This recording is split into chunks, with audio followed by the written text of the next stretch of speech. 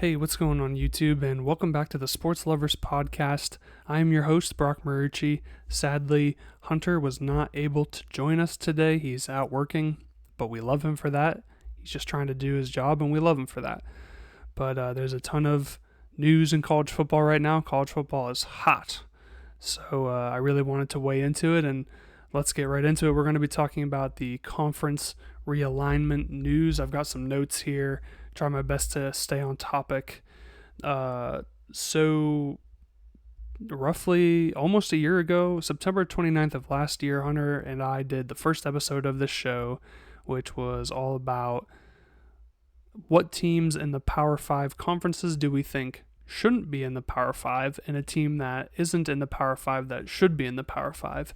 And pretty much less than a year later, I mean, technically they still have one more year, but practically less than a year later, we now are going to have 4 Power 5 conferences and potentially 3. We'll get into that later. But it started a few years ago when Oklahoma and Texas kind of shocked the nation, shocked the college football world when they announced that I think it's next year, that they will be joining the SEC. And I was like, oh, okay, that's fun and that's interesting. I like that. And then I think a year after that, or not too long after that, we received the news that UCLA and USC would be joining the Big Ten. And again, I was like, okay, cool. This is fun. I was really into the conference realignment when it started. I was excited to see some different matchups, a few different teams that don't usually play each other playing each other. So yeah, I was into this. And then earlier this summer, just what felt like, a month ago, not too long ago, the whole thing kind of just came crashing down. The Pac-12 was having a hard time getting a TV deal, and Colorado jumped to the Big 12. They would join the Big 12 next year. Washington and Oregon said that they would join the Big 10. Among other teams, I do have a list here. Let's see if I can name a couple off here. Arizona State are also going to the Big 12. So I'm not going to get into all the teams. So yeah, people are getting out of the Pac-12 fast. They had a hard time getting a TV deal. They announced that they might have a TV deal with Apple TV Plus, which, I think Apple TV and Apple, respectable entity, not something to bat your eyes at.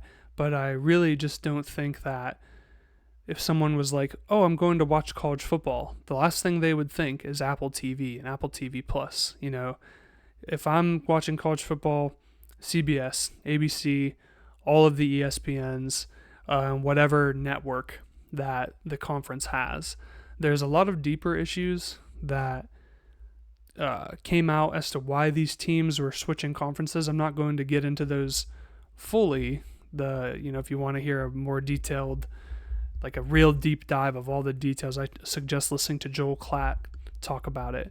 But as we're sitting right now, I kind of think the whole thing is not as good as it started. Like I said before, we're going to get some more exciting matchups like Ohio State playing Oregon and, Michigan State playing Washington, things like that, and Penn State and USC. But like the travel is just going to be ridiculous on those teams. Like that's terrible to put on those students, the student athletes, which, they've completely been forgotten about at this point. I think, we haven't really seen a strong Indiana or Maryland or Purdue team. Although Purdue, they respectfully did go to the Big Ten Conference. We're kind of undervaluing the chance at an upset or, an exciting, Purdue beat Ohio State, back in, I think it was 2018. That was a crazy upset. Like, we're kind of just forgetting about these smaller teams and only focusing on, okay, well, we don't have to worry about the worst teams in the conference. Now we can look forward to these bigger matchups like Ohio State and Washington.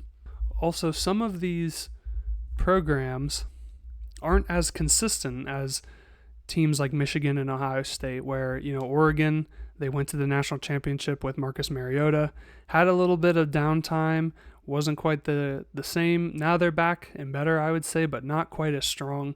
The same thing with Washington. Washington went to the college football playoffs and then kind of faded into obscurity for a little bit. It's not like the NFL where, and look, there's blowouts in the NFL, but in the NFL you have teams where players sign to this team for an extended amount of time, and we can look forward to those matchups, every year for at least, however long their contract is.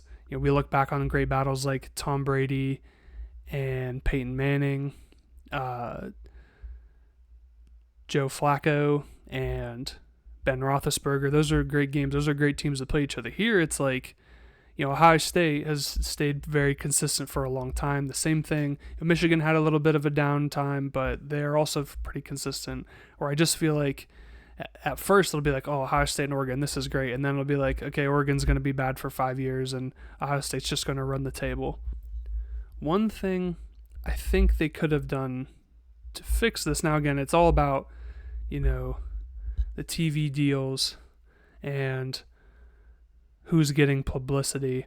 I think one kind of smaller issue that stemmed from this that no one really talked about was like a very bad out-of-conference schedule. A lot of teams not very interesting games at the start of the year. There is a few, but we didn't get to see these big matchups at the start of the year all the time because teams and coaches, and I can't blame them for this, but the margin for error is very small. If you lose week 1, there's a good chance you can't even make the college football playoffs. So teams, they don't want to have these big marquee games at the start of the season because that could really hurt their chances later. So I just think you could have done a better job instead of teams playing, like Chattanooga week 1. Have some more marquee matchups at the start instead of making this big conference where they're going to have to play each other every year. One positive, though, I just thought of this. One positive, though, with these teams coming together in these conferences, maybe we will see a 2-loss team make the playoffs. Now, they are expanding the playoffs, so this will help with that in the future. Maybe they'll also potentially extend the amount of games that are in the regular season to help round it out. We're not sure about that yet, but that's something I think they'll do. We'll see a longer regular season. One important thing, so right now as we see it, we still have the Power 5, but this is the last year for the Pac-12. And after this, there were some teams they were going to take in, but they didn't meet their academic standards. That's at least what they said publicly. And so I'm guessing that at the end of this year, the Pac-12 will be no more, and we'll just have 4. There's been a lot of talk coming from Florida State. Florida State was not happy with the deal that the TV deal the ACC got, and is trying to get out of the ACC. Now, at this point, it's kind of a foregone conclusion that teams are going to try to leave the conference if they're not happy. On one side, I feel like, okay, they're just saying this to get leverage or to, cause chaos or get some interest in the program. That's all it'll be. But, like we said before, I think that they'll leave no matter what. And it's rumored that they're getting more schools involved and might break the ACC deal and go to other conferences. Now, I can't remember the specifics for the deal, but I remember the ACC got a deal with ESPN until the mid-2030s. And even if it's not the money you wanted, you're on TV, on the network that's known for playing sports and college football.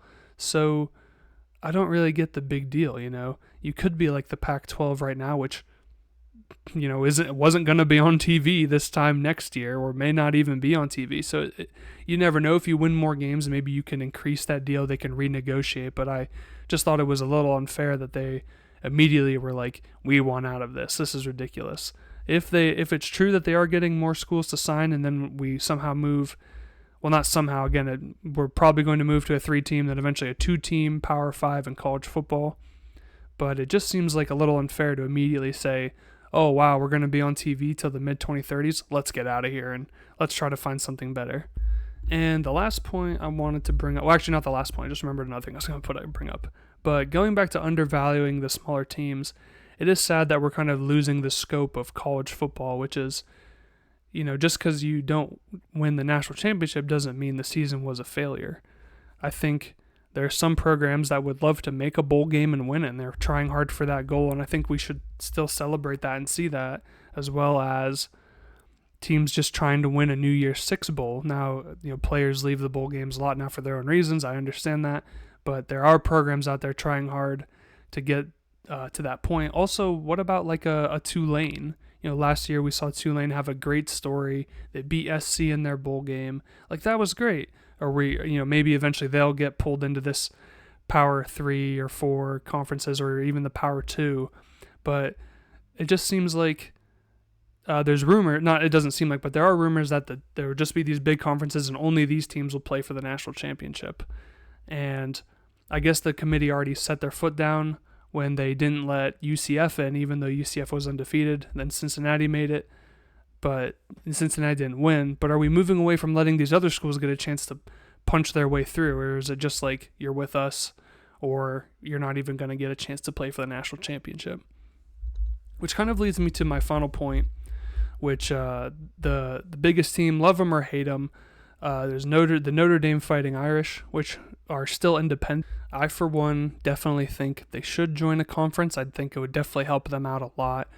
I've been listening to a lot of sports talk shows. The Dan Patrick on the Dan Patrick Show said that he had an insider for Notre Dame football that said Notre Dame wasn't interested in joining a conference because they're more interested in where they're ranked nationally instead of where they're ranked in a conference, which is the dumbest thing I've ever heard, because they're worried about where they're ranked in a conference and not nationally. Dude, if you just win in the conference, you don't have to worry about the rest.